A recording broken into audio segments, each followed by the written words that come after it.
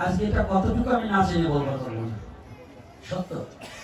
আজকে আরো জানিয়ে দিতেছি, জেলা স্কুল মাঠে সমাবেশ আপত্তি, রংপুর সাধু থাকার হোটেল থেকে বের হওয়া যাওয়ার নির্দেশ এবং রংপুরের বিভিন্ন জেলায় বাস মালিক সমিতির বাস না দেওয়ার অভিযোগ।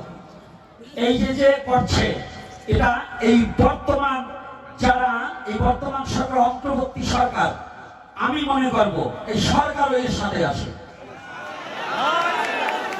এই অন্তর্বর্তী সরকার যদি আগামী দিন রংপুরের আমাদের এই সমাবেশ করতে না দেওয়া হয়, তাহলে বাংলার বুকে আবার শুরু হয়ে যাবে খেলা।